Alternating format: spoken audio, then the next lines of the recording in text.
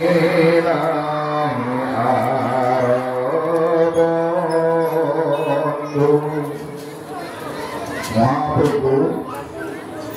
শ্ৰীমন্ত শংকৰদেৱৰ 577 সংখ্যক আবিৰ্ভাৱ মহোৎসৱ। এই মহোৎসৱভাগ শ্ৰীমন্ত শংকৰদেৱ সংঘৰ জোনাই জিলা শাখাৰ শ্ৰী শ্ৰী শিৰোমণি আঞ্চলিক শাখাৰ উদ্যোগত মাধৱদেৱ প্ৰাথমিক শাখাৰ আতিথ্য জীৱানক্ষ কাৰ্যসূচীৰে অনুষ্ঠিত কৰিছে। এই অনুষ্ঠানৰ লগত সংগতি ৰাখি এখনি মুকলি ধৰ্মালোচনী সভাও আয়োজন হৈছে। এই সভাৰ সভাপতিৰ আসন গ্ৰহণ কৰা এই শ্ৰী শ্ৰী শিৰোমণি আঞ্চলিক শাখাৰ মাননীয় সভাপতি হাজৰিকা প্ৰভু ইতিপূৰ্বে এটি নাতি দীৰ্ঘ উদ্বোধনী ভাষণ প্ৰদান কৰি যোৱা উদ্বোধক শ্ৰদ্ধাৰ এই জিলা শাখাৰ জোনাই জিলা শাখাৰ কাণ্ডাৰী সম্পাদক বৰদেৱা এই জিলা শাখাৰ সভাপতি তথা আজি মুখ্য অতিথিৰূপে দায়িত্ব পালন কৰি আমাৰ আগতে আচলতে তেখেতৰ দায়িত্ব আছিল, তথাপিও তেখেতে আমাক কৃপা কৰি আগবঢ়াই দিছে। জিলা শাখাৰ মহামান্য সভাপতি শইকীয়া প্ৰভু, শ্ৰীমন্ত শংকৰদেৱ সংঘৰ কেন্দ্ৰীয় সাহিত্য শাখাৰ সদস্য মোৰ সহযোগী বান্ধৱ ফুলন বৰা বাপজনা, এই আঞ্চলিক শাখাৰ সম্পাদককে প্ৰমুখ কৰি বিভিন্ন দায়িত্বত থকা সাধু সজ্জনসকল, জিলা শাখাৰ বৰ্তমান তথা প্ৰাক্তন বিষয়ববীয়া সাধু সজ্জনসকল, আইমাতৃ কল্যাণ সমিতিৰ বিভিন্ন দায়িত্বত থকা আইসকল, সেৱা বাহিনীৰ কেন্দ্ৰীয় সঞ্চালন সমিতিৰ সদস্য তথা এই লখিমপুৰ মণ্ডলৰ সমন্বয়ক বাপজনাকে প্ৰমুখ কৰি সেৱা বাহিনীৰ সেৱক সেৱিকাসকল, আদৰণি সমিতিৰ উদযাপন সমিতিৰ সভাপতি সম্পাদককে প্ৰমুখ কৰি বিভিন্ন দায়িত্বত থকা ভকত সমস্ত, এই গাঁও পঞ্চায়তৰ মাননীয় সভাপতিকে প্ৰমুখ কৰি আজি সভাগৃহত উপস্থিত হৈ থকা সাধু সজ্জনসকল, আমি জয় জয়তে মহাপুৰুষ গুৰু শ্ৰীমন্ত শংকৰদেৱৰ 577 সংখ্যক আবিৰ্ভাৱ মহোৎসৱৰ অৱসৰত আমি সকলোৰে চৰণত থিত হৈ সেৱা নিবেদন কৰিছোঁ। আমি সেৱা জনাইছোঁ আমাক এই অনুষ্ঠানলৈ আমন্ত্ৰণ কৰি আপোনাৰ মহামহন্তক একনিকা সেৱা ধৰিবৰ কাৰণে সুযোগ প্ৰদান কৰা, আমাৰ লগত যোগাযোগ কৰা শ্ৰদ্ধাৰ নিপুণ শইকীয়াকে প্ৰমুখ কৰি আদৰণি সমিতিসমূহ বিষয়ববীয়াৰ চৰণত আমি পুনৰবাৰ সেৱা নিবেদন কৰিছোঁ।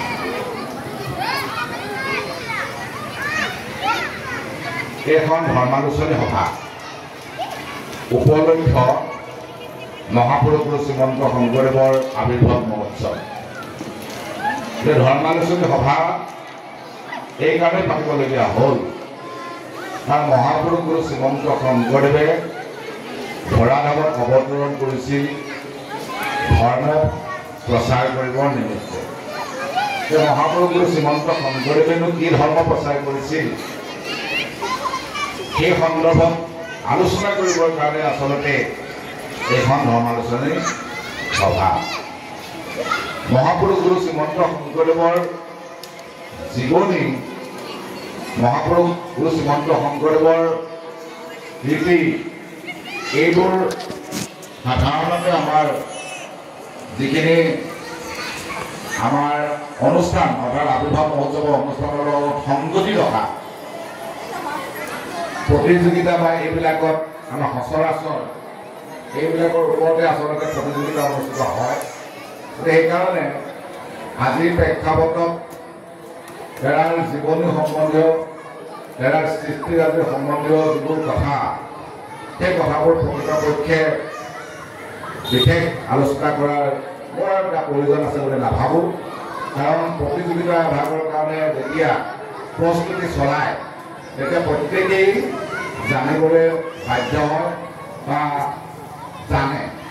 আৰু আজি এই প্ৰেক্ষাপটত আচলতে এই গোটেই কথাখিনি আমি কম বেছি পৰিমাণে প্ৰতিযোগিতাত অংশগ্ৰহণ কৰিলোঁ বা নকৰিলোঁ আমি সকলোৱে আচলতে জানো। গতিকে মহাপুৰুষ গুৰু শ্ৰীমন্ত শংকৰদেৱৰ আবিৰ্ভাৱ সম্বন্ধত শ্বৰীফ পুথিসকলে কৈছে, আনবাৰ অৱতাৰ ধৰন্ত ঈশ্বৰ কৃষ্ণে হৰিভাগ পৃথিৱীৰ ভাৰ অন্তৰ্জাতি ফলিত কাৰণৰ কাৰণ এইটো ইবাৰ শংকৰ অৱতাৰ। সমাজৰ একেবাৰে নিম্ন স্তৰৰ যিজন ব্যক্তি যিজনক অন্ত্যজ বুলি কোৱা হৈছে সেইজনক উদ্ধাৰ কৰিবৰ কাৰণেও আচলতে মহাপুৰুষ গুৰু শ্ৰীমন্ত শংকৰদেৱৰ আবিৰ্ভাৱ। আনবাৰ অৱতাৰ বুলি কওঁতে ইয়াৰ আগতে বহুবাৰ অৱতাৰ ভগৱন্তই কৰিছে। এইখিনি আমি মহাপুৰুষ মাধৱদেৱৰ ভোকাষ্টক মুখ্য 10টা অৱতাৰৰ কথা আমি সকলোৱে জানো। বা মহাপুৰুষ গুৰু শ্ৰীমন্ত শংকৰদেৱে চতুৰ্বিংশতি অৱতাৰ 4টা কীৰ্তনত 4জনা কীৰ্তনত কীৰ্তন পুথিত উল্লেখ কৰি থৈ গৈছে 24টা অৱতাৰৰ কথা। কিন্তু তাত এটা কথা আৰু উল্লেখ কৰি থৈ গৈছে, আমি সকলোৱে জানো যে নতুন নবী কমলত ব্ৰহ্মা ধৰিলে জাত যুগে যুগে অৱতাৰ ধৰা অসংখ্যা। অৰ্থাৎ এই 24টা মুখ্য অৱতাৰে অসংখ্য অৱতাৰ ভগৱন্তই ধাৰণ কৰিছে। অৱতাৰ ধাৰণ কৰাৰ কাৰণটো কি এইখিনি কথাও আমি সকলোৱে জানো যে পৰম দুৰ্বুদ্ধ আত্মতত্ত্ব কাৰক জ্ঞান অৰ্থে শৰীৰগত লীলা অৱতাৰ ধৰা তুমি কৃপাময়। সেই কাৰণে কাহানৰ চৰিত্ৰ সুধা হিন্দু তাত ক্ৰিয়া কৰি দীনবন্ধু 4 পুৰুষাৰ্থ দীন সমকৰ। অৰ্থাৎ মহাপুৰুষ অৰ্থাৎ ভগৱন্ত মহাপুৰুষ অভিধাটো সেইকাৰণে মহাপুৰুষ মাধৱদেৱতে নিষ্পত্তি হৈছে, সেইটো আমি সকলোৱে জানো। কাৰণ শংকৰ স্বয়ং ভগৱান নিজে আহিছে আৰু বলৰামে মাধৱৰ ৰূপত ইয়ালৈ আহিছে। এইখিনি আমি আমাৰ বিভিন্ন পুথি পাঁজিত আমি এইবোৰ কথা পাই আহিছোঁ। গতিকে সেইকাৰণে মহাপুৰুষ অভিধাটো মহাপুৰুষ মাধৱদেৱত নিষ্পত্তি হৈছে। এতিয়া কথা হৈছে কি এই যে পৰম দুৰ্বুদ্ধ আত্মতত্ত্ব কোনটো যিটো অবস্তুৱে আৱৰি আছে, অবস্তুক দেখাৰ বস্তুক আৱৰি এহিকে মুহুৰ মায়া জানা নিষ্ট কৰি মায়াজনিত অবস্তুৱে যিটো বস্তুক ঢাকি ৰাখিছে, যি অদাৰ্য যিটো বস্তুক আমি স্পৰ্শ কৰিব নোৱাৰোঁ, পানীত ডুব নাযায়, জুয়ে নুপুৰে, অথচ আমি খালী চকুৰে আমি নেদেখোঁ, যিটো সেইকাৰণে তাক দুৰ্বুদ্ধ বুলি কোৱা হৈছে। এই দুৰ্বুদ্ধ আত্মতত্ত্বটোক জ্ঞান দিবৰ কাৰণে ভগৱন্তই নিজে আহি মৎস্য কুৰ্ম নৰসিংহ বামন পৰশুৰাম এনেকৈ আহি একান্তৰত শ্ৰীৰাম দৈৱকী বসুদেৱৰ ঘৰত দৈৱকী নন্দন কৃষ্ণ আৰু একান্তৰত চৰিত্ৰসকলে সুস্পষ্টকৈ উল্লেখ কৰিছে ত্ৰিভুৱন বন্দনত দৈৱকী নন্দন দুহৰি কংস বৈৰী জগতৰ কাৰণ দেৱ নাৰায়ণ অসুধি শংকৰ হৰি বুলি পোনপটীয়াকৈ দেখুৱাই দিছিল।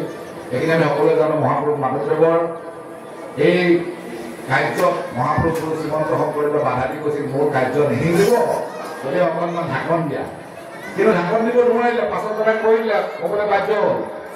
মায়া নৰকৰি হৰি হৰি ভকতি কৰিলে পৰচায়। হৰিয়ে এইটো মায়া নৰকৰিয়ে ধৰিছে, তাৰমানে তেওঁৰে শংকৰ, তেওঁৰে ঈশ্বৰ, এইটো সুস্পষ্ট হৈ গ'ল। এই সকলো বিলাকৰ এটাই কাম সেইটো হৈছে কি যে আমাক এই দুৰ্বৃত্ত আত্মতত্ত্বটোৰ জ্ঞান দিব লাগিব এয়াই অৱতাৰৰ লক্ষ্য আৰু উদ্দেশ্য আমাৰ উদ্বোধন বাবে তেখেতৰ নাতিদীৰ্ঘ ভাষণত ভালেকেইটা স্পৰ্শকাতৰ বিষয়ৰ ওপৰত তেখেতে বক্তব্য ৰাখি থৈ গৈছে যে গুৰু শ্ৰীমন্ত শংকৰদেৱৰ জন্মৰ সময়খিনিত আৱিৰ্ভাৱৰ সময়খিনিত কি পৰিৱেশ পৰিস্থিতিয়ে বিৰাজ কৰিছিল আমাৰ অসম মুলুকত এইখিনি কথা তেখেতে উল্লেখ কৰি গৈছে যে তেনে এক কৰ্তব্যময় পৰিৱেশত আমাৰ গুৰু শ্ৰীমন্ত শংকৰদেৱে আৱিৰ্ভাৱ হৈছিল এজন আমাৰ দৰে সাধাৰণ এটি শিশু হৈ তিৰুপতি কুসুম্বৰ ভূঞাৰ ঘৰত সত্য সংধানৰ গৰ্ভ এজন সাধাৰণ আমাৰ দৰে এটি শিশু হৈ যদিও জন্মগ্ৰহণ কৰিছিল এটা অলৌকিক ঘটনা একেটা সময়ত ঘটিছিল এয়া আমাৰ উদ্বোধক বাবে তেখেতৰ ভাষণ প্ৰসংগত গতিকে মই পুনৰ দোহাৰিব বিচৰা নাই কিন্তু তাৎপৰ্যপূৰ্ণ কথা কি যেনেকৈ নন্দ যশোদাৰ ঘৰত বসুদেৱ দৈৱকীৰ পুত্ৰ কৃষ্ণ ডাঙৰ দীঘল হৈছিল তালৈ আমন্ত্ৰণ নোহোৱাকৈ গড়গড়িকীয়ে জাতক কৰ্ম কৰিবৰ কাৰণে তাত প্ৰৱেশ ঘটিছিল আমি সকলোৱে জানো বিনা আমন্ত্ৰণে ঠিক তেনেধৰণে গুৰু শ্ৰীমন্ত শংকৰদেৱৰ জন্মৰ পাছতো শংকৰদেৱৰ ঘৰলৈও দলৈ উপাধিধাৰী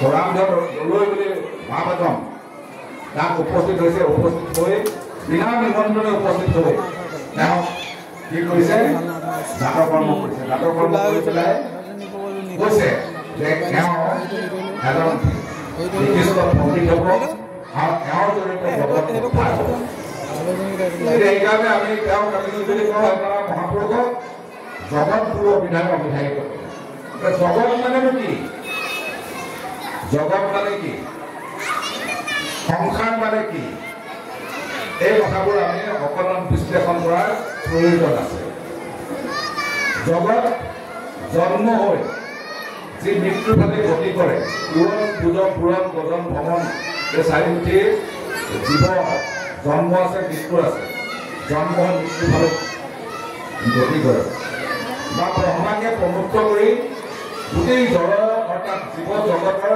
জন্ম আছে মৃত্যু আছে জন্ম হৈ অৰ্থাৎ মৃত্যুৰ ফালে গতি কৰি থকা অৱস্থাটোকে জগত বুলি কয় আৰু এই জগতৰ এই চাৰিমুখী জীৱন মুখ্যতঃ উদ্ধাৰ কৰিবৰ কাৰণে যিজনে অৱতাৰ লৈছে যিজনে এই মহান জ্ঞান দিছে যি জ্ঞান লৈ আমি 24 তত্ত্বধাৰী পঞ্চকোটি এই মানৱ জাতি মানৱ দেহৰ এই জীৱটোৱে 84 লক্ষবাৰ জন্মগ্ৰহণ কৰি আহি শেষান্তৰত আমি মুক্তিৰ সন্ধান পাব পাৰোঁ মুক্তিৰ পথ পাব পাৰোঁ যি জ্ঞান লৈ মুক্তি ল'ব পাৰোঁ এই জ্ঞান আচলতে দান কৰাৰ কাৰণে আমাৰ গুৰু শ্ৰীমন্ত শংকৰদেৱৰ আমি জগত গুৰু অভিধাৰে অভিধায়িত কৰোঁ যে সেইদৰে জগত গুৰুৱে আমাৰ যি দুৰ্বৃত্ত শাস্ত্ৰ প্ৰচলিত হৈ আছে শ্ৰুতি আৰু স্মৃতি সাধু সমস্ত মই দেখিছোঁ যে পৰিৱেশটো মানে কি হৈছে সময়টো যথেষ্ট দেৰিকৈ সভাখন আৰম্ভ হৈছিল আৰু তাৰোপৰি মই আপোনালোকক অতি সামৰণি নিবেদন কৰিছোঁ মই কালিলৈ আৰু ঠাইত অনুষ্ঠান আছে গতিকে মই যাবলৈ লাগিব কিন্তু মই অকণমান খৰকৈ ক'বলগীয়া হৈছে কথাখিনি তাৰ মাজতে আপোনালোকে দৰাইব নধৰে আৰু এটা কথা মূল কথাকেইটাহে মই লৈ যাবলৈ চেষ্টা কৰিম আৰু বিশেষকৈ মই সুৰ দি পেলাই পথ প্ৰয়াস চিন্তা কৰা নাই বা আদি পৰিহাৰ কৰিছোঁ গতিকে এইখিনি যাতে মোক আপোনালোকে অপৰাধখিনি নিৰীক্ষণ কৰে এতিয়া কথা হৈছে কি যে সংসাৰ সংসাৰনো কি কাৰণ আমাৰ গুৰু শ্ৰীমন্ত শংকৰদেৱে এই শ্ৰুতি আৰু স্মৃতিৰ মাজৰ পৰা মূলতঃ শাস্ত্ৰৰ উত্তম গীতা ভাগৱত বুলি যে কয়, এই গীতা ভাগৱতৰ আধাৰত আমাৰ একেবাৰে অন্তৰ্জনে বুজি পাব পৰাকৈ সহজ সৰল ভাষাৰে কৃষ্ণকান্ত সন্দিকৈ পাশ্চাত্যবিদ কৃষ্ণকান্ত সন্দিকৈ মুখৰ ভাষা অনুসৰি পানীজান ভাষাৰে যি জ্ঞান দি থৈ গৈছে, সেই জ্ঞান এই পানীজান ভাষাৰ জৰিয়তে আমাক সংসাৰ কৰণৰ যিটো উপায়, এই উপায় দি থৈ গৈছে শাস্ত্ৰৰ উত্তম গীতা ভাগৱতৰ মাধ্যমেদি। সেইদৰে গুৰু শ্ৰীমন্ত শংকৰদেৱে মহাভাগৱতখন ট্ৰেন্সক্ৰিয়েশ্যন কৰিছে, ট্ৰেন্সলেশ্যন নহয়, ভাৱানুবাদ কৰিছে, অনুবাদ নহয়। ভাৱানুবাদ কৰিবলৈ কাৰণে প্ৰথম জনা যি উপদেশ শ্ৰীমদ ভাগৱতত দিছে, আপোনালোকে সকলোৱে জানে যে বৈকুণ্ঠৰ শাস্ত্ৰ আদি পৰম উৎসুকে সংসাৰিক কৰি কৃপা প্ৰচাৰিলা ভোকে। এই ভোকে এই ভাগৱত পূৰ্বতে বৈকুণ্ঠত আছিল, আমাৰ দৰে সংসাৰী লোকসকলৰ প্ৰতি কৃপা কৰি পৰিচিত মাধ্যম হিচাপে লৈ এই ভাগৱত বস্তু পৃথিৱীত প্ৰকাশ কৰিছে। এই ভাগৱত আমি ধাৰণ কৰিবলৈ হ'লে কি হৈ ল'ব লাগিব? সুৰা এটা সৰমা যিজনে শুনে আকৌ আৰু পৰমপদ সুখত নিশ্চয় নাই আকৌ পৰমপদ সুখ। আৰু এই ভাগৱততে একাদশ স্কন্ধত আমাৰ গুৰু শ্ৰীমন্ত শংকৰদেৱে নিমি নৱসিদ্ধ সংবাদ সংযোজন কৰি নিমি নৱসিদ্ধ সংবাদৰ জৰিয়তে আমাক আকৌ ইমান সুন্দৰকে কৈ থব যে আধ্যাত্মিক সুখ কি, এই আধ্যাত্মিক সুখটো কি, এইকেইটা কথাকে মই সংসাৰ আধ্যাত্মিক সুখ এইকেইটা কথাৰ ওপৰতে নিৰ্ভৰ কৰি মই অকণমান সময় দুটা কথা অৱগত কৰিম। এইকেইটা বস্তু আমাৰ গুৰু শ্ৰীমন্ত শংকৰদেৱে মূলতঃ ভাগৱতত বেছি গুৰুত্ব সহকাৰে লৈছে। কেতিয়াবা সংসাৰ বুলি কওঁতে কাক সংসাৰ বুলি কৈছে? মহাপুৰুষ মাধৱদেৱে মেঘেৰী তীৰত জোৰোণ কইনাকো তিনি প্ৰহৰ ভেলগুৰি ধোৱাহাট ভেলগুৰিত মহাপুৰুষ গুৰু শ্ৰীমন্ত শংকৰদেৱৰ লগত বাস কৰাৰ পাছত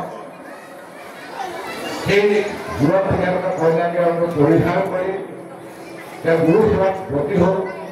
গতিকে আমি সাধাৰণতে এটা কথা কওঁ যে মহাপুৰুষ গুৰু শ্ৰীমন্ত শংকৰদেৱে সংসাৰ ধৰ্ম পালন কৰা নাই, এইবুলি আমি সচৰাচৰ আমাৰ এটা ধাৰণা এটা আছে। কিন্তু সেইজনে মহাপুৰুষ গুৰু শ্ৰীমন্ত মহাপুৰুষ মাধৱদেৱে ঘোষা শাস্ত্ৰত লিখি থৈ গ'ল, তেওঁ নিজে প্ৰাৰ্থনা কৰিছে।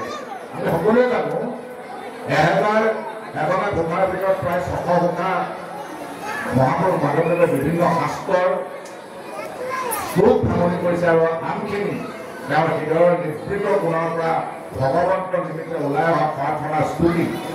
সেই প্ৰাৰ্থনাসমূহৰ ভিতৰত এটা বিখ্যাত প্ৰাৰ্থনা তেখেতে কৈ থৈ গ'ল কি, হে কৃষ্ণ পুত্ৰ পত্নী সংগ তেজী ৰজুপদ চিন্তিত কৰ্মশূন্য সংগ সবৰ আশ্ৰমে যায়ো কাষৰ মুখত হৈবে কৃষ্ণ ৰজুপথামিত নদী তাতে মগ্ন হ'লে দেহৰ হাতত এৰাই গ'ল। তেতিয়াহ'লে মহাপুৰুষ মাধৱদেৱৰ এই প্ৰাৰ্থনা খাই যাৰ কাৰণে গালে কোনে গালে কিয় গালে? যে সংসাৰ বুলি কওঁতে আচলতে আমি জন্ম মৃত্যুৰ পাকচক্ৰটোত যেতিয়ালৈকে সোমাই থাকিম, মহাপুৰুষ মাধৱদেৱেও সেই জন্ম মৃত্যুৰ পাকচক্ৰটোত সোমাই আছিল। কাৰণ স্থাৱৰম বৃক্ষ লক্ষণ, তাৰপৰা স্থাৱৰ ৰূপে আমি 20 লাখ বাৰ বিভিন্ন গছ গছনি ৰূপে, 9 লাখ বাৰ আমি মৎস্য ৰূপে, 11 লাখ বাৰ কুৰ্ম ৰূপে, এনেকৈ আহি আহি আহি আহি আমি সাগৰ এই মানুহ হৈছোঁ। এই যে 84 লক্ষ বাৰ আমি ভ্ৰমণ কৰি আছো, এই 84 লক্ষবাৰ ভ্ৰমণ কৰি থকা বিবাহ কাৰ্যত মহক বা নমহক সকলোৱে সংসাৰী এই সংসাৰী লোকসকলক উদ্ধাৰ কৰিবৰ কাৰণে আমি যিটো পন্থা অৱলম্বন কৰিব লাগে যিটো ধৰ্ম অৱলম্বন কৰিব লাগে সেই ধৰ্ম সেই পন্থাটো প্ৰৱৰ্তন কৰিবৰ কাৰণে গুৰু শ্ৰীমন্ত শংকৰদেৱৰ আৱিৰ্ভাৱ এই গুৰু শ্ৰীমন্ত শংকৰদেৱে আৱিৰ্ভাৱ হৈ আমি যিখিনি কথা তেখেতৰ 120 বছৰীয়া 119 বছৰীয়া জীৱনকালত আমি পাইছো এই গোটেইখিনিৰ মাজত আমি যদি বিস্তৃতভাৱে বিশ্লেষণ কৰি বিচাৰি কৰি চাবলৈ যাওঁ তেতিয়া আমাৰ বহুজন পণ্ডিতে কিন্তু বহুত সময়ত কেতিয়াবা এনেকুৱাবোৰ কথা কয় বা আমি সভা সমিতিটো পাইছো যে শংকৰদেৱৰ ধৰ্মটো একা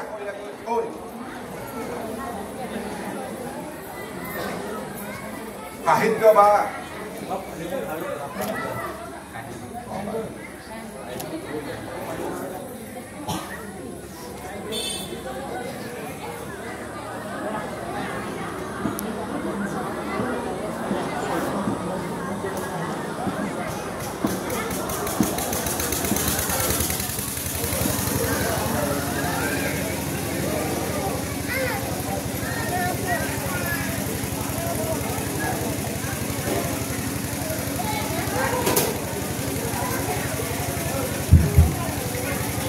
আমাৰ আজি আঞ্চলিক কল্যাণ সমিতিৰ সম্পাদিকা এগৰাকীয়ে এটি সুমধুৰ বৰগীতেৰে আমাক বহুত আনন্দ দিলে মই এই অপাহকে এগৰাকীলৈ মই সেৱা জনাইছোঁ এই যে এগৰাকীয়ে সংস্কৃতি কৰে আৰু এটা কথা ভাল লাগিছে আঞ্চলিক শাখাৰ সংস্কৃতি শাখাৰ দায়িত্বটো সাহিত্য শাখাৰ দায়িত্বটো আমি আইকে দেখিছোঁ গতিকে এই যে সাহিত্য সংস্কৃতি বা আজি ৰাতি ইয়াৰ যাৰ প্ৰতিযোগিতা অনুষ্ঠিত হ'ব এই সাহিত্য সংস্কৃতি মহাপুৰুষ শংকৰদেৱৰ বায়ুপদাৰ্থে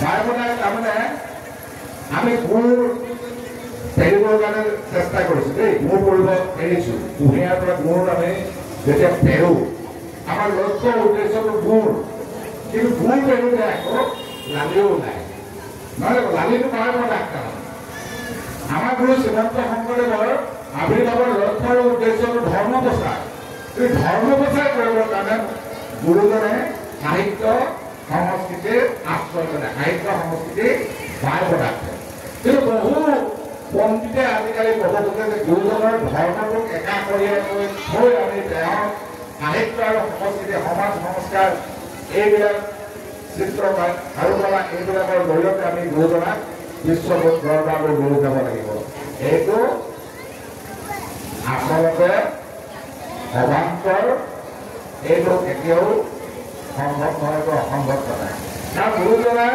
আৱিৰ্ভাৱৰ মূল লক্ষ্যই সেইটো নাছিল লক্ষ্যই কেৱল মাত্ৰ আছিল এই এখন হৰিনাম ধৰ্ম প্ৰচাৰ কৰি এই এখন হৰিনাম ধৰ্ম ধাৰণ কৰাৰ জৰিয়তে লোক সমস্ত এই জন্ম মৃত্যুৰ চক্ৰৰ অৰ্থাৎ সংসাৰৰ পৰা সংসাৰ ধৰ্ম পালন কৰি থাকোঁতে জীৱন্ত অৱস্থাত প্ৰত্যেক ঘৰ গৃহস্থিত প্ৰত্যেকজন লোকে যিটো আধ্যাত্মিক দুখ বা আনন্দ শান্তি এই দুটা বস্তু নিজে অনুভৱ কৰি এই আনন্দ শান্তি সমাজত প্ৰৱৰ্তন কৰি সমাজখনক এটা প্ৰেমৰ দৰে ভাগ খোৱাৰ লক্ষ্য আৰু উদ্দেশ্যই আচলতে মহাপুৰুষ গুৰু শ্ৰীমন্ত শংকৰদেৱৰ আৱিৰ্ভাৱৰ মূল মুখ্য লক্ষ্য যাৰ কাৰণে আমাৰ সাহিত্যমন্ত্ৰী লক্ষ্মীনাথ বেজবৰুৱাই তেখেতৰ এই বিখ্যাত গীতটি আপোনালোকে সকলোৱে জানে মই পুৰত নেগাওঁ আপোনালোকে জানে যে প্ৰেম প্ৰেম বুলি জগতে ঘূৰিলো ঘৰতে আছিলে প্ৰেম ধনে ধনে বুলি ঢাকনি মাৰিলো কি ধন কি প্ৰেম ধন কি যি ধন আমাৰ গুৰু শ্ৰীমন্ত শংকৰদেৱে দি থৈ যোৱা নাম ধনৰ কথা উল্লেখ কৰিছে কিয় লাগে প্ৰেম আমাৰ সমাজখন চাৰিওফালে উচ্ছৃংখল বিশৃংখল সমাজত কুচুক কপটতা হিংসা দেশ এইবিলাকৰ প্ৰাদুৰ্ভাৱেৰে সমাজখন বহুতা বিভক্ত হৈ আছে এই বহুতা বিভক্ত হৈ থকা এই সমাজখনৰ মাজত প্ৰেমৰ জৰিয়তে বান্ধ খুৱাব লাগিব তেতিয়া আমাৰ সমাজখন সমাজত শান্তি বিৰাজ কৰিব আনন্দ বিৰাজ কৰিব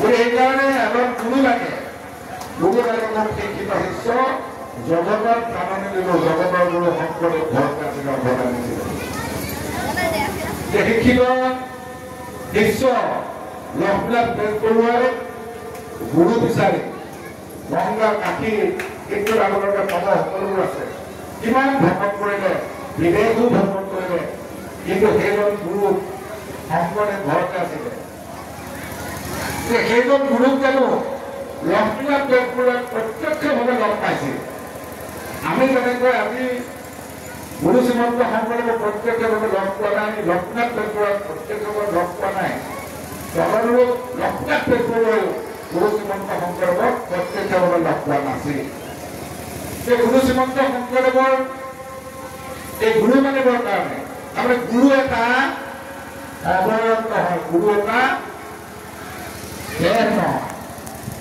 গুৰু মানে জ্ঞান যি জ্ঞান আমাৰ গুৰু শ্ৰীমন্ত শংকৰদেৱে দিছিল যিখিনি তেওঁ মহাপুৰুষ মাধৱদেৱৰ আগত যাবৰ কাষখনত অসমত চিন্তা কৰি গৈছিল যে কীৰ্তনত অসমৰ মূৰ্তিৰ সমান মাধৱদেৱ ঘোষাতে হাত টকানি তুমিও কৰিবা ঘোষাৰ অন্তৰালীভাৱে তুমিও থাকিবা কীৰ্তন অসমৰ অধ্যয়ন কীৰ্তন অসমে দিয়া জ্ঞান যি জ্ঞান মহাপুৰুষ গুৰু শ্ৰীমন্ত শংকৰদেৱে কীৰ্তন অসমৰ মাধ্যমেদি প্ৰৱৰ্তন কৰিবলৈ প্ৰচাৰ কৰি গৈছিল এতিয়া সেইকাৰণে আমাৰ আজিৰ প্ৰেক্ষাপটত আমি শংকৰদেৱৰ তিৰুভাৱ তিথি আমি উদযাপন নকৰোঁ তিৰুভাৱ তিথিৰ পৰিৱৰ্তে আমি এই উদযাপন কৰোঁ সদায় আবিৰ্ভাৱ মহোৎসৱ উদযাপন কৰোঁ কাৰণ শংকৰদেৱ আজিও বৰ্তমান ক'ত শংকৰদেৱ মণিকূটৰ ভিতৰত সোমাই আছিল শংকৰ গুৰু আমাৰে মাধৱ গুৰু আমাৰে লুকাই আছে দেখা নাদা মণিকূটৰ ভিতৰে গতিকে লক্ষ্মীনাথ বেজবৰুৱাই সেই মণিকূটৰ ভিতৰত সোমাই থকা শংকৰদেৱক উদ্ধাৰ কৰিছে চকীৰ ওপৰত তুলি থৈ দিয়া কেৱল সকাম হ'লে নমাই অনা সেই ভাগৱতখন নমাই আনিলে নমাই আনি পাঠ পৰ্যালোচনা কৰিবলৈ আৰম্ভ কৰিলে বাঁহী নামৰ আলোচনীখনৰ মাধ্যমেদি অসমীয়া জাতিলৈ আহ্বান জনাই থৈ গ'ল কি লাগে কিহৰ বাবে আমাক লাগে শান্তি আমাক লাগে আনন্দ এই যে আধ্যাত্মিক সুখ বুলি কোৱা হৈছে এইটো পাৰ্থিৱ সুখ নহয় এইটো আত্মিক সুখ এইটো অন্তৰৰ সুখ এইটো পাৰ্থিৱ সুখ নহয় এইটো অন্তৰৰ পৰা নিগৰি অহা সুখ এইটো আনন্দ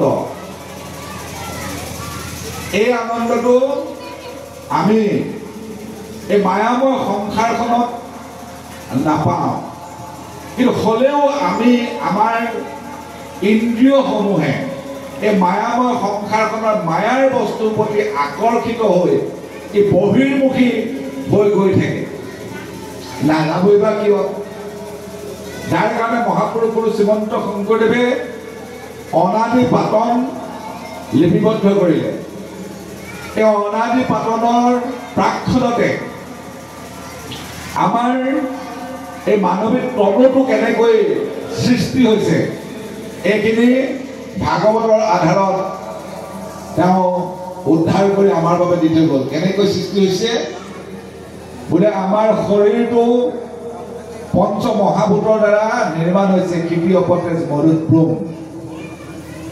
এই শৰীৰটোত পঞ্চ তন্মাত্ৰ আছে, ৰূপ ৰস গন্ধ স্পৰ্শ শব্দ। এই শৰীৰটোত 5টা জ্ঞানেন্দ্ৰিয় আছে, 5টা কৰ্মেন্দ্ৰিয় আছে। এই শৰীৰটো কেনেকৈ নিৰ্মাণ হৈছে সেয়াও দেখুৱাই থৈ গ'ল যে তামসিক অহংকাৰৰ পৰা এই পঞ্চ মহাভূত আৰু পঞ্চ তন্মাত্ৰ, ৰাজসিক অহংকাৰৰ পৰা পঞ্চ জ্ঞানেন্দ্ৰিয় আৰু পঞ্চ কৰ্মেন্দ্ৰিয়, আকৌ সাত্বিক অহংকাৰৰ পৰা এই 10টা ইন্দ্ৰিয়ৰ অধিষ্ঠাতা 10জন দেৱতা। এতিয়া দেৱতাসকলৰ চৰিত্ৰটো কি? আমি ভাগৱতত 8ম স্কন্ধলৈকে অমৃত মন্থনৰ সেই অংশটোলৈকে দেৱতা আৰু অসুৰৰ চৰিত্ৰ সন্দৰ্ভত আমি সকলোৱে পাই আহিছোঁ। দেৱতাসকল সদায় ভোগত মতলীয়া হৈ থাকে। ভোগত মতলীয়া হৈ থাকোঁতে তেওঁলোকক যেতিয়া অসুৰে আক্ৰমণ কৰে তেতিয়া প্ৰভাৱশালী অসুৰসকলক তেওঁলোকে প্ৰত্যাক্ৰমণ কৰিব নোৱাৰি বা অসুৰৰ আক্ৰমণ ৰোধ কৰিব নোৱাৰি তেওঁলোকে গৈ ভগৱন্তৰ ওচৰত, ঈশ্বৰৰ ওচৰত আশ্ৰয় লয়। ঈশ্বৰে ৰক্ষা কৰে। আকৌ তেওঁলোকে অমৰাৱতী পাই ভোগত মতলীয়া হৈ থাকে। গতিকে আমাৰ ইন্দ্ৰিয়সমূহতো এই দেৱতাসকলে বহি আছে। আমি সকলোৱে জানো যে চকুত আদিত্য, জিভাত বৰুণ, বাক্যত বহ্নি, কাণত বিষ, নাকত অশ্বিনী কুমাৰ ইত্যাদি ইত্যাদি এনেকৈ দেৱতাসকল বহি আছে। এই দেৱতাসকলৰ চৰিত্ৰই হৈছে বহুমুখী, ভোগৰ প্ৰতি লালায়িত। সেইকাৰণে আমিও আমাৰ চৰিত্ৰবোৰ এই পাৰ্থিৱ ভোগৰ প্ৰতি আমি লালায়িত হয়। আমি বহিৰ্মুখী, আমাৰ ইন্দ্ৰিয়সমূহ বহিৰ্মুখী হয়। এই অন্তৰ্মুখী কৰিবৰ কাৰণে আমাৰ গুৰু শ্ৰীমন্ত শংকৰদেৱে মাধৱৰ লগ লাগি আমাক কৈ থৈ গ'ল সহস্ৰনাম বৃত্তান্তত, কি কৰিলো ভকতি নকৰি অন্তক পাইলে কেৰা লক্ষ্য ৰক্ষা কৰা হৰি। কি নকৰিলো এই গোটেইখিনি আপোনালোকে পাব। মহাপুৰুষ মাধৱদেৱেও কৈ থৈ গ'ল, কি ক'লে? হেৰা মোৰ জিভাখনৰ আচলতে বহিৰ্মুখী চিন্তাটো কি? জিভাখনে জুতি লৈ ভাল পাওঁ, মিঠা, টেঙা, কেঁহা। তাতোতকৈ ডাঙৰ কথা আমিষ নহ'লে ৰুচিয়ে নহয়, নহয় জানো? গতিকে এই জিভাখনত কোন বহি আছে? দেৱতা বহি আছে, বৰুণ দেৱতা বহি আছে। গতিকে বহিৰ্মুখী চিন্তা কৰা, ভোগত মতলীয়া হৈ থাকে। গতিকে জিভাখনক কৈ থৈ গ'ল, জিভা তোৰ প্ৰকৃত কৰ্তব্যটো কি? প্ৰকৃত কৰ্তব্যটো হৈছে তই ভগৱন্তৰ মধুৰতম মধুৰৰো সুমধুৰ নাম আস্বাদন কৰাটো তোৰ কৰ্তব্য। কাণখনৰ কৰ্তব্য, কাণখনে কি শুনি ভাল পায়? পৰচৰ্চা, পৰনিন্দা শুনি ভাল পায়। মহাপুৰুষ গুৰু শ্ৰীমন্ত শংকৰদেৱে সহস্ৰনাম বৃত্তান্তৰ দ্বাৰা কৈ থৈ গ'ল, কাণখন থাকোঁতে কৃষ্ণ কথা নুশুনিলে দুগুটা গাত তই মিছাই ভাৰ ল'বি। মহাপুৰুষ মাধৱদেৱে ক'লে যে কৰ্ণপথে ভকতৰ হিয়াত প্ৰৱেশী হৈ দুৰ্বাসনা হৰ সমস্তৰ জলৰে যতক মল যথান হৰকলে স্বভাৱতে নিৰ্মল কৰক। আৰু তাৰমানে বহিৰ্মুখী কাণখনে পৰচৰ্চা, পৰনিন্দা চিনাৰ পৰা তাৰ পৰা আমি বাৰণ কৰি কাণখনক আমি অন্তৰ্মুখী কৰিব লাগিব। গুৰু শ্ৰীমন্ত শংকৰদেৱ মাধৱদেৱে সেই জ্ঞান দি থৈ গ'ল। অন্তৰ্মুখী কি? কৰ্ণপথে দামোদৰত প্ৰৱেশ কৰোৱা, তদনুৰূপ এই কথাখিনি আমাক গুৰু শ্ৰীমন্ত শংকৰদেৱে জ্ঞান দিলে। আৰু কি দিলে? অনাদি পাতনখন প্ৰতিষ্ঠা কৰি দেখুৱালে। কি? আমি ক'ত আছো? আমি আছো ভূলোকত, পৃথিৱী। আমাৰ ওপৰত কি? আমাৰ ওপৰত ভুৱলোক, ভুৱলোকৰ ওপৰত কি? মহলোক, মহলোকৰ ওপৰত কি? জনলোক, জনলোকৰ ওপৰত তপলোক, তপলোক অতিক্ৰম কৰিহে বৈকুণ্ঠ, য'ত কালৰ প্ৰভাৱ নাই। আমাৰ তলত ভূলোকৰ তলত তল, অতল, বিতল, তলাতল, ৰসাতল, ভূতল, পাতাল এইবোৰ। এতিয়া আমি ল'ৰা এটাই যেতিয়া দুষ্টামি কৰে, ল'ৰাটোক আমি কি বুলি কওঁ? ঐ নৰকী, তই নৰকগামী হবি, তই অধোগামী হবি। কিয় কওঁ তাৰ দুষ্টামিটোৰ কাৰণে সি সেইখিনি শুনিবলৈ বাধ্য হয় তাৰমানে সি আচলতে নীতি বহিৰ্ভূত কৰ্ম কৰিছে নীতিগত কৰ্মৰ পৰা আঁতৰি থকাৰ কাৰণে তাক কি বুলি কওঁ তই অধুগামী হবি বুলি কওঁ আমাৰ গুৰু শ্ৰীমন্ত শংকৰদেৱে এই অনাদি পাতনৰ জৰিয়তে আমাক ঊৰ্ধ্বগামী হ'বলৈ শিকালে কেনেকৈ ঊৰ্ধ্বগামী হ'ম যিসকলে জিজ্ঞাসাটোক আশ্ৰয় কৰি লয় গীতা শাস্ত্ৰত 4 প্ৰকাৰ ভকতৰ কথা ক'লে আৰ্ত অৰ্থাৰ্থী জিজ্ঞাসু আৰু জ্ঞানী আৰ্তজনে টান পালেহে ৰাম বুলি কয় ৰামৰ আশ্ৰয় লয় আনহাতে অৰ্থাৰ্থীজনে কিবা এটা আশাত ভগৱন্তৰ আশ্ৰয় লয় ভগৱন্তক ভজনা কৰে কৰক আপত্তি নাই আশা কৰি কৰক বা টান পালেই ৰাম বোলক আপত্তি নাই কিন্তু আপত্তিটো ক'ত যদি সেই ঠাইতে অৱস্থান কৰি থাকে কাৰণ ধৰ্ম ভক্তি এডাল জখলাডালত আৰোহণ কৰিবলৈ হ'লে জখলাডালত আৰোহণ কৰিব লাগিব একেঠাইতে থাকিলে আকাংক্ষিত লক্ষ্য সম্ভৱ নহয় গতিকে সেইকাৰণে আৰ্ত হৈ আহিছা আহা অৰ্থাৎ হৈ আহিছা আহা তাতেই নাথাকিবা পিছৰটো কি জিজ্ঞাসু ভকত জিজ্ঞাসা ক'ত কৰি দেখুৱালে ব্ৰহ্মাই যেতিয়া পদ্মপত্ৰত বহি পেলাই তেওঁ চাৰিওফালে চালে জল জল জল জল চাৰিওপাশে চোৱাৰ লগে লগে তেওঁ চকুৰ মুখা হ'ল তাৰপাছত তেওঁ জিজ্ঞাসাটো উপজিল মই ক'ৰ পৰা আহিলো মই কি কৰা উচিত পদ্মৰ পিনালেদি সোমাই গৈ আধা বয়স পাৰ কৰি দিলে আমি সকলো ভাগৱতত পাইছো উভতি আহি আকৌ তেওঁ পদ্মপত্ৰত বহিল একো গুৱাহাটী নাপালে কাষতেই টপ টপ টপ ধ্বনি শুনিলে টপ টপ টপ ধ্বনি শুনাৰ লগে লগে ক'ৰ পৰা আহিল আকৌ জিজ্ঞাসা এই জিজ্ঞাসাটো কৰাৰ পাছত তেওঁ মনলৈ এটা বিশ্বাস উপজিল যিজনে মোক টপ টপ টপ বুলি কৈছে সেইজনৰ শক্তিৰে বিচাৰি চোৱা যাওক এইবাৰ আগৰবাৰ তেওঁ বিচাৰিছিল নিজস্ব শক্তিৰে এইবাৰ তেওঁ সেই টপ টপ টপ ধ্বনিত হোৱা অদৃশ্য শক্তিটোৰ জৰিয়তে বিচাৰিলে কাষতেই বৈকুণ্ঠখন পালে ভগৱন্তকো সাক্ষাতে পালে আৰু তেওঁ এই চতুষ্টোক ভাগৱতীৰে কিতাপ আপোনালোকে সকলোৱে জানে আমি পাইছো এতিয়া কথা হৈছে কি এই যে আমাৰ মনলৈ যেতিয়া জিজ্ঞাসাটো উপজিব জিজ্ঞাসাটো উপজাৰ লগে লগে ভাগৱতে 4 প্ৰকাৰ ভকতৰ কথা ক'লে কি প্ৰাকৃত মধ্যম উত্তম আৰু উত্তম উত্তম প্ৰাকৃত ভকতজনে সেই কিবা এটা আশা লৈ কিবা এটা কষ্ট পোৱাৰ কাৰণে তাৰ পৰা পৰিত্ৰাণ পোৱাৰ আশাৰে কেৱল মাত্ৰ প্ৰতিমাত দেৱতা বুদ্ধি কৰা এজন প্ৰাকৃত ভকত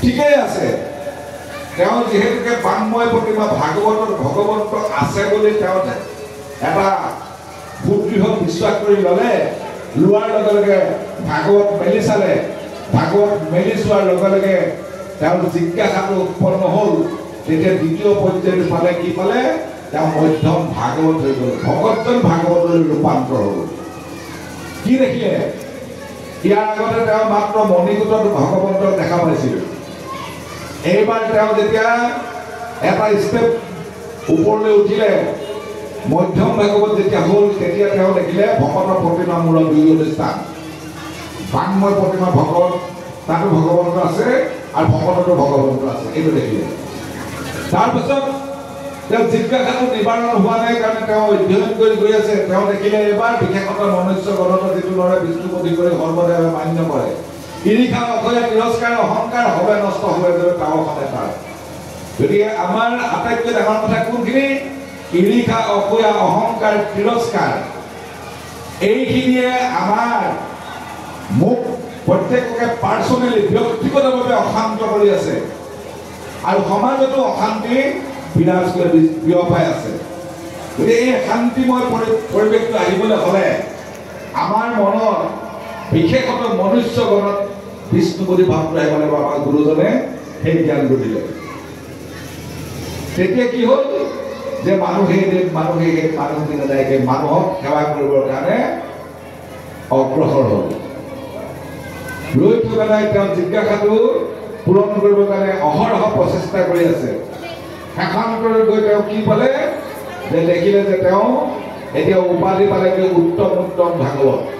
তেওঁ কি হ'ল যত দেখা ভূত প্ৰাণী সমাহাকে বিষ্ণু সেনা মানি হিংসা এৰি কৰা উপকাৰ। আগলৈকে ঈৰ্ষা অক্ৰিয়া তিৰস্কাৰ অহংকাৰ এইবোৰ আছিলে, হিংসা এইবোৰ কপটতা আছিল, এইবোৰ সকলো নিশ্চয় কৰিব। এতিয়া কি হ'ব? এতিয়া এই অনাদি পাতনৰ জৰিয়তে আমাৰ গুৰুজনে কি শিক্ষা দিব খুজিলে? মহাপুৰুষ গুৰু শ্ৰীমন্ত শংকৰদেৱে শিক্ষা দিব খুজিলে, তুমি কলৈকো যাব নালাগে, তুমি য'ত আছা তাতেই থাকা। তোমাৰ মানসিকতাৰ উত্তৰণ ঘটোৱা। কেনেকৈ? শৰণ হৰিনাম ধৰ্ম ধাৰণ কৰা, নাম লোৱা। গন্ধৰ্বসকলে নাম লয়। গন্ধৰ্বসকলৰ বাসস্থান ক'ত? ভূগোলকত। তুমি পৃথিৱীত নাম লৈ তোমাৰ মানসিকতাৰ উত্তৰত গতি তুমি গন্ধৰ্ব হোৱা। আমাৰ গুৰুজনে দিয়া আমাক শিক্ষা। তাৰপাছত তুমি তোমাৰ শৰীৰত দুটা গুণে আছে, এটা দৈবিক গুণ আৰু আসুৰিক পাশবিক গুণ। আসুৰিক পাশবিক এই বদ অভ্যাসবোৰ তুমি সামৰি থৈ এনেকৈ সাধুসং অনুসৰা শ্ৰৱণ কীৰ্তন কৰা পৰিসৰা পাখণ্ড আচাৰ, এই পাখণ্ড আচাৰবোৰ তুমি এৰি থৈ এতিয়া তুমি কি হ'ব লাগিব? তুমি সদাচাৰী। তোমাৰ দেহত থকা যিবোৰ দৈবিক চেতনা, এই দৈবিক চেতনাবোৰ জাগ্ৰত কৰি এই দৈবিক গুণৰে অধিকাৰী হৈ ওলা। তুমি নালাগে স্বৰ্গলৈ বেলেগে যাব, তুমি পৃথিৱীতে থাকি তোমাৰ মন মানসিকতা স্বৰ্গত থকাৰ দৰে হোৱা। আকৌ কি ক'লে যে তুমি তোমাৰ চঞ্চল মনটোক স্থিৰ ভাৱপন্ন কৰা, স্থিতপ্ৰজ্ঞ হোৱা। আমি সচৰাচৰ আমাৰ নিবিনৱ সিদ্ধ সংবাদত কপিল দেৱাহুতিৰ সংবাদত কপিল দেৱাহুতি একখানত আমাক দেখুৱাই থৈ গ'ল। কি দেখুৱাই থৈ গ'ল? যে ভক্তি সংকল্প বিকল্প অনুসৰি মূলত তিনিবিধ। কি ভক্তি?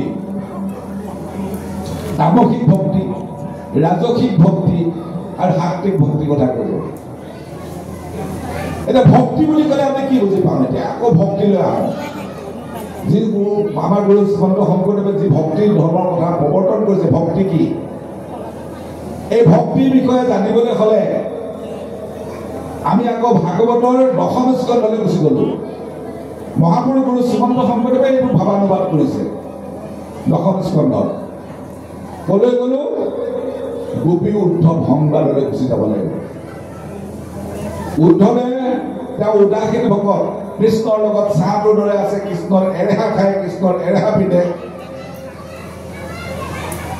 ভাবিছিল যে মোতকৈ আৰু ভকত নাই। ভগৱন্তই উদ্ধৱৰ অহংকাৰ নিবাৰণ কৰিবৰ কাৰণে, দূৰ কৰিবৰ কাৰণে কৃপা কৰি গোকুললৈ পঠাই দিছে। আনহাতে গোকুলৰ গোপীসকলেও যেতিয়া কৃষ্ণ অকুৰে মাল যুদ্ধত অৱতীৰ্ণ কৰাবৰ কাৰণে লৈ আহিছিল, তেতিয়া গোপীসকলক কথা দি আহিছিল, মই খুব সোনকালে উভতি আহিম। গতিকে তেওঁ উভতিব নোৱাৰিলে, তেওঁৰ প্ৰতিনিধি উদ্ধৱক পঠাই দিছে। কেলে? উদ্ধৱ, তুমি ভাবিছা তুমিয়ে ভক্তি কৰিছা, কিন্তু সংসাৰ ধৰ্ম পালন কৰিও কেনেকৈ ভক্তি কৰিছে চাই আহালৈ যোৱা। পঠাই দিলে। এতিয়া আমি ভক্তি আচলতে কি, সেই কথাখিনি আমি তাৰ পৰা আমি ল'ব লাগিব। এই যে তামসিক ভক্তি, ৰাজসিক ভক্তি, সাত্বিক ভক্তি যাব। এতিয়া উদ্ধৱে গৈ তাত দেখিলে, কি দেখিলে? যে ব্ৰজধামৰ গোপীসকলে গাই খীৰাওঁতে, দধি মথনতে, কেঁচুৱা নিচুকান্তে, ঠাই মাৰ্জনতে ভক্তি কৰিছে। মহাপুৰুষ মাধৱে লিখিলে, মাধৱ মাধৱ নাম বচনত সমৰে মাধৱ মাধৱ হৃদয়ত নিৰন্তৰে সাধু হবে মাধৱ মাধৱ নাম উচ্চাৰে সমস্ত কাৰ্য। অৰ্থাৎ কাৰ্যৰ্থে ভক্তিটো সিদ্ধ হয়। নামঘৰত ধৰ্মালোচনী সভাত ভকতৰ সংগত ভকতিৰ জ্ঞানটো লৈ সংকল্প লৈ আমি দৈনন্দিন কৰ্মৰাজিৰ মাজেদি আমি ভক্তি কৰিব লাগিব। আমাৰ ভক্তি কৰাৰ ক্ষেত্ৰখন আমাৰ দৈনন্দিন আমি কৰি অহা কৰ্মৰ ক্ষেত্ৰখনে আমাৰ ভক্তিৰ ক্ষেত্ৰ। এয়া নামঘৰৰ আমাৰ আধ্যাত্মিক বিশ্ববিদ্যালয় গুৰুজনে 550 বছৰ আগতে প্ৰতিষ্ঠা কৰি যোৱা এই আধ্যাত্মিক বিশ্ববিদ্যালয়ৰ আধ্যাত্মিক জ্ঞানখিনি লৈ ভক্তি কেনেকৈ কৰিব লাগে, ভক্তি কেইবিধৰ, এইবোৰ জ্ঞান লৈ আমি যাব লাগিব। এতিয়া কৈ দিছে আমি যে দৈনন্দিন কৰ্ম কৰোঁ, কি কৰোঁ? কিছুমান লোকৰ অনিষ্ট সাধন কৰিব পাৰোঁ। পৰক মাৰিবৰ প্ৰতি যি ভক্তি কৰা হয়, পৰক অনিষ্ট কৰিবৰ কাৰণে যি ভক্তি কৰা হয়, তাক কি বুলি কৈছে? তাক কৈছে তামসিক ভক্তি। মোৰ যশস্যা বৃদ্ধি হওক বুলি যিটো ভক্তি কৰা হয়, সেই ভক্তিটো কৈছে ৰাজসিক ভক্তি। পাপ নাশ হওক বুলি যিটো ভক্তি কৰা হয়, তাক কৈছে সাত্বিক ভক্তি। এতিয়া কাৰ্যত আমি দৈনন্দিন কৰ্ম আজি পৰৰ অনিষ্ট সাধন কৰা যিটো কৰ্ম কৰোঁ, সেই কৰ্মবোৰৰ পৰা আমি আঁতৰত থাকিব লাগিব। মোৰ যশস্যা বৃদ্ধি হওক, মোৰ মান যশ বা বৃদ্ধি হওক, এই বুলি কৰা ভক্তিৰ পৰা আমি আঁতৰত থাকিব লাগিব, কৰ্মৰ পৰা আমি আঁতৰত থাকিব লাগিব। কাৰণ কপিল মুনিয়ে দেৱাহুতি কোৱাৰ চলেৰে সমস্ত মানৱ জাতিক সুস্পষ্ট হৈ কৈ গ'ল যে এই ভক্তি স্বপ্নটো নহওক, এইটো কামনা কৰা। তাৰমানে এনেকুৱাবোৰ কাৰ্য আমাৰ যাতে আমি সপোনতো নেদেখোঁ, সপোনতো নহওক, এইখিনি আমি কৰিব লাগিব। তাৰমানে তাৰপাছত সাত্বিক ভক্তিত কি ক'লে? পাপ নাশ হওক, এই বুলি ভক্তি কৰিব নালাগে। ভক্তি কি ভক্তি কৰিব লাগিব? ভক্তি নিৰ্গুণ ভক্তি বুলি, এইখিনি সগুণ ভক্তি বুলি ক'লে। এই সগুণ ভক্তি 81 বিধ, এইবোৰ আমাক দেখুৱাই দিছে। কেনেকৈ? তামসিক অধম, তামসিক মধ্যম, তামসিক উত্তম, ৰাজসিক অধম, মধ্যম উত্তম, সাত্বিক অধম, মধ্যম উত্তম। 9 ভক্তি কৰাৰ পদ্ধতি 9টা: অৰ্চন, বন্দন, শ্ৰৱণ, কীৰ্তন, সকীৰ্তন, আত্মনিবেদন, পদসেৱন ইত্যাদি ইত্যাদি। 9 81। এই 81 বিধ ভক্তি সগুণ ভক্তি। সেই সগুণ ভক্তি স্বপ্নটো নহ'ব বুলি আমি সংকল্পবদ্ধ হ'ব লাগিব ইয়াত। তেতিয়াহে আমি পাৰ্চনেলি ব্যক্তিগতভাৱে আমি শান্ত হ'ব পাৰিম।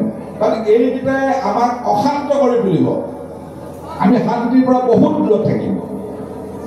গতিকে এই ভক্তি কৰিবৰ কাৰণে আমি স্থিৰ হ'ব লাগিব। নিৰ্গুণ ভক্তিৰ কথাটো কি কৈছে? গীতাশাস্ত্ৰই এইকেইটা কথা কৈ থৈ গ'ল। কি ক'লে?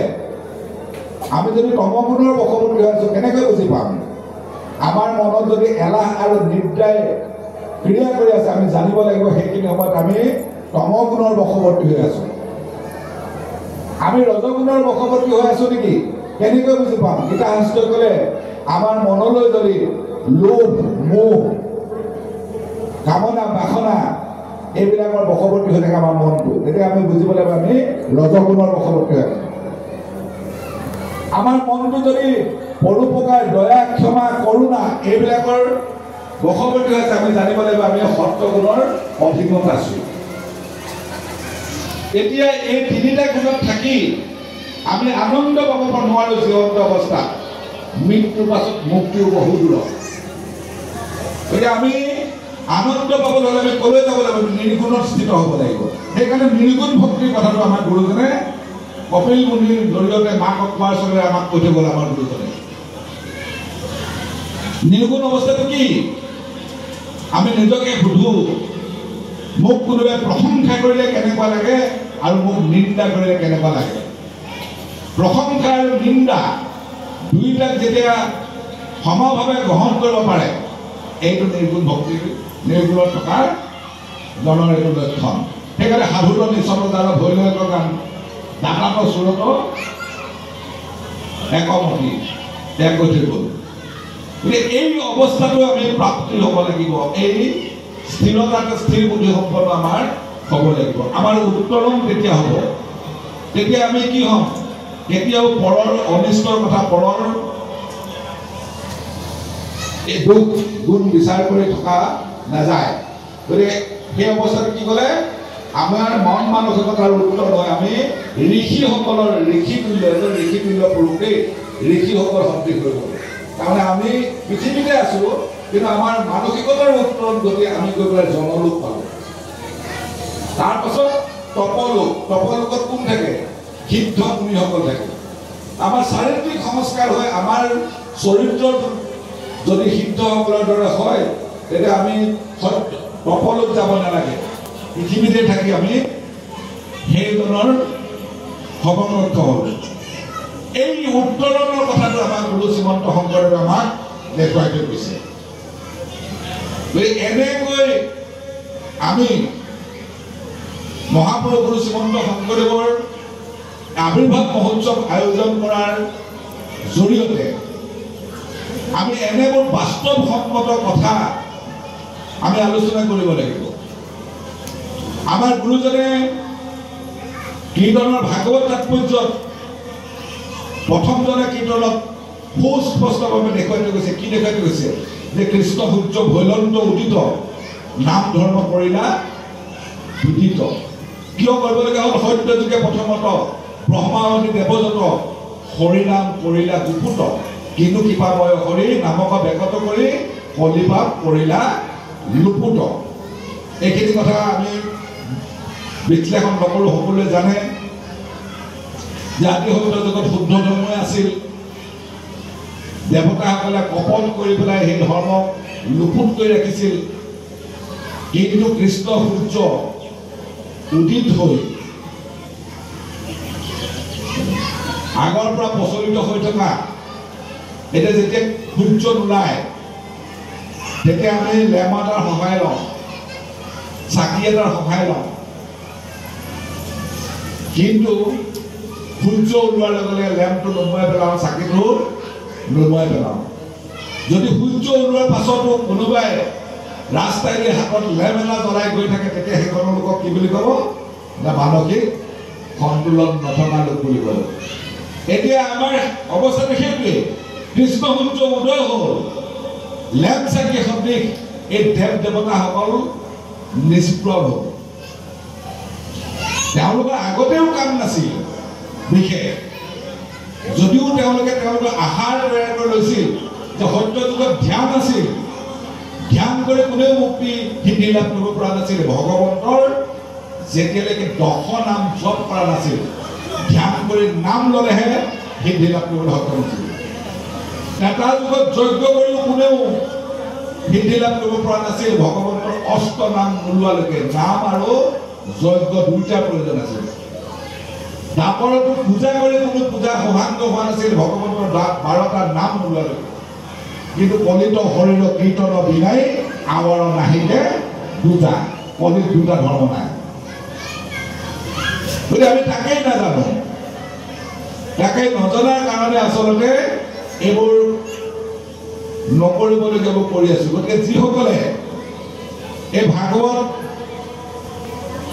প্ৰতিষ্ঠা কৰি থৈ দিয়া নামঘৰ সদৃশ নামঘৰ আধ্যাত্মিক বিশ্ববিদ্যালয়খনলৈ আহিও কেৱল মাত্ৰ বন্তি জ্বলাই আঁঠু লৈ সেৱা কৰাটোৱেই নিষেধ কৰ্তব্য বুলি ভাবি লয়, তেওঁলোকে ইয়াৰ এই আধ্যাত্মিক বিশ্ববিদ্যালয়খনত প্ৰৱেশ কৰি একো লাভান্বিত নহ'ব।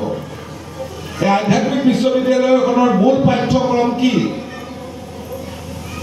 আমি যেনেকৈ অন্যান্য বিষয়ত বিশেষজ্ঞ হ'বৰ কাৰণে বিশেষ বিষয়ৰ পাঠ্যক্ৰম অধ্যয়ন কৰিবলগীয়া হয়, আধ্যাত্মিক জ্ঞান লাভ কৰিবৰ কাৰণে আধ্যাত্মিক বিশ্ববিদ্যালয়ৰ মূল পাঠ্যক্ৰম মণিকূটৰ সিংহাসনৰ আমহি ঘৰত প্ৰতিষ্ঠা কৰি থৈ দিয়া এই ভাগৱত।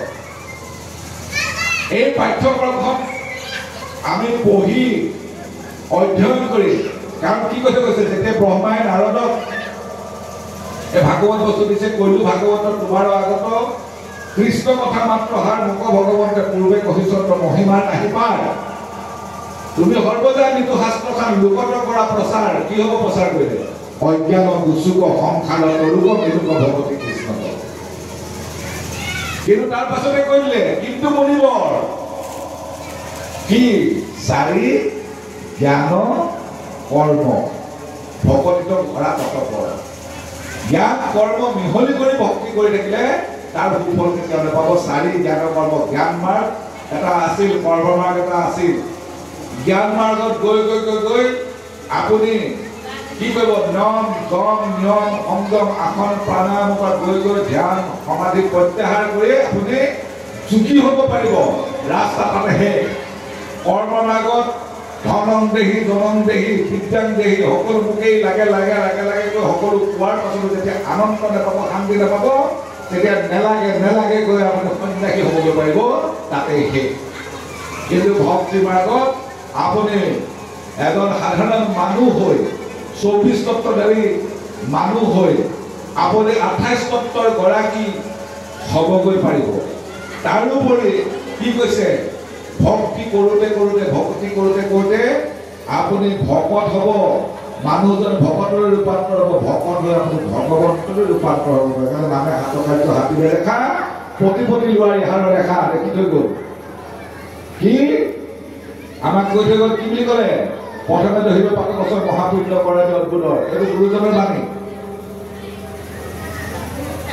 বিষয় কৰাবে বিৰগতি কৃষ্ণ প্ৰেমে প্ৰেম ভগতি উপজাবে এটি বৈষ্ণৱী জ্ঞান মায়াক দহি কৰিব নিৰ্যায় শাখান্তটো কি চৈতন্য মূৰ্তি পূৰ্ণানন্দ হৰি থৈবন্ত তেন্তে এক কৰি নাম লোৱাজনক ভগৱন্তলৈ ৰূপান্তৰ নকৰাকৈ নামৰ কাৰ্য সমাপ্তি নঘটায় যেনেকৈ বকৰাণীত পৰি থকা লোহাডোখৰ আপুনি তুলি আনি জুইত নিক্ষেপ কৰক মামৰখিনি পুৰিহে হ'ব সেই লোহাডোখৰ আপুনি যেতিয়া এডোখৰ চুম্বকৰ কাষত থব সি অনতিপলমে চুম্বকলৈ ৰূপান্তৰ হ'ব আমাৰো স্বভাৱতে লম্পট বিষয়ত অনুৰাগী আমাৰ যিটো চৰিত্ৰ এই চৰিত্ৰটো আমি নাম অগ্নিত পুৰিব লাগিব না পাতক শুকানবৰ হৰিনাম সূতাখন খনিগতে দহি কৰে চন্ন এই নাম অগ্নিত আমি পুৰি যদি আমি সাধুৰ সংগত আমি থাকোঁ ভকতৰ সংগত থাকোঁ এদিন ভকত হম আৰু ভকতৰ পৰা ভগৱন্ত হ'বলৈ বেছি সময় নালাগিব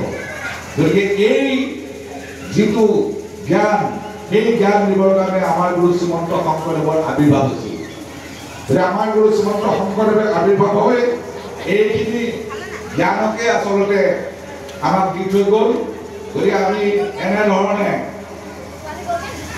আৱিৰ্ভাৱ মহোৎসৱবোৰ আয়োজন কৰাৰ জৰিয়তে এইবোৰ আলোচনা কৰি ইয়াত আমি সংকল্পবদ্ধ হ'ব লাগিব এই জ্ঞানখিনি লৈ গৈ আমি দৈনন্দিন কৰ্মৰাজিৰ মাজত যেনেকৈ গোপীসকলে কি কৰিছিলে চব গাই খীৰাইছিল গাই খীৰাওঁতে উহাৰত যেতিয়া হাতখন দি থাকে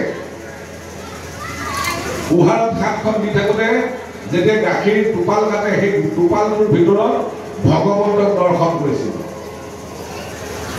সেই টোপালটোৰ ভিতৰতো ভগৱন্তক দৰ্শন কৰিছিল তেওঁলোকে ঠাই মাতিছে কি বুলি ঠাই মাতিছে যে আজি আমাৰ ঘৰলৈ ভগৱন্ত আহিব আজি কলিযুগত কোন ভগৱন্ত কলিযুগত ভকতকে সৰি অৱতাৰ ভকত ভগৱন্ত আহিব ভকত ভগৱন্তৰ অৰ্থে মই ঠাইখন মাতিছোঁ মই ৰান্ধিছোঁ প্ৰসাদ ৰান্ধিছোঁ কাৰ কাৰণে পুত্ৰৰ কাৰণে পৰিবাৰৰ কাৰণে স্বামীৰ কাৰণে নহয় পুত্ৰৰ হৃদয়ত ভগৱন্ত আছে স্বামীৰ হৃদয়ত ভগৱন্ত আছে ভগৱন্তৰ অৰ্থে মই প্ৰসাদ ৰন্ধন কৰিছোঁ সিদ্ধ ৰন্ধন কৰিছোঁ এই ধৰণে আমি দৈনন্দিন কৰ্মৰাজিৰ মাজত যেতিয়া আমি কৃষ্ণক সংপৃক্ত কৰিব পাৰিম মাধৱ মাধৱ নাম বচনটো সমৰৰ মাধৱ মাধৱৰ হৃদয়ত নিৰন্তৰে সাধুকে মাধৱ মাধৱ নাম উচ্চাৰিত সমস্ত কাৰ্যত তেতিয়া আমি অলৌকিক গতি সম্পন্ন হ'ম কোনটো অলৌকিক গতি সম্পন্ন হ'ম মহাপুৰুষ মাধৱদেৱে ঘোষাশাস্ত্ৰত লিখি থৈ গ'ল যিটো দলে শুদ্ধভাৱে হৰিত শৰণলৈ হৰিক সুহিত বুলি আছে হৰিত প্ৰসাদে সেইটো বিষ্ণুৰ মন্দিৰত ভৰি দিয়া হৰিগুণ গান আছে এই যিটো অলৌকিক আনন্দ আমি পাবলৈ সক্ষম হ'ম গতিকে আহক এই শ্ৰী শিৰোমণি আঞ্চলিক শাখাৰ উদ্যোগত আজি বিভাগীয় কাৰ্যসূচীৰ যিভাগ গুৰুজনাৰ আৱিৰ্ভাৱ মহোৎসৱ আয়োজন হৈছে এই আৱিৰ্ভাৱ মহোৎসৱতে আমি সকলোৱে সংকল্পবদ্ধ হওঁ গুৰুজনাৰ প্ৰকৃত মূল্যায়ন কৰি গুৰুজনাই দেখুৱাই যোৱা কৰ্মৰাজিৰ অন্তৰ্নিহিত থকা প্ৰকৃত তথ্য উদ্ঘাটন কৰি তাত নিহিত হৈ থকা তত্ত্ববোৰ আমি উপলব্ধি কৰি আমিও আমাৰ দৈনন্দিন জীৱনটো তেনেধৰণে সজাই তোলোঁ যাতে আমি গুৰুজনে যি উদ্দেশ্যই ধৰা ডাঙলৈ আহিছিল আমাৰ সংসাৰসমূহ তৰাই নিয়াৰ তৰণৰ যি উপায় আমাক দিছিল তৰণৰ উপায় দিয়াই নহয় তেওঁ নিজেও তৰি গৈছে আৰু আমাকো তৰাই গৈছে আমিও সেই পথ অৱলম্বন কৰি যাতে আমি নিজেও সংসাৰ কৰিব পাৰোঁ আৰু আনকো সংসাৰ তৰণৰ পথ দেখুৱাব পাৰোঁ এই সংকল্পটো লৈ আমি সকলো ঘৰা ঘৰি যাম গতিকে মই সদৌ শেষত মোক এইখন সেৱা কৰিবৰ কাৰণে আঞ্চলিক শাখাৰ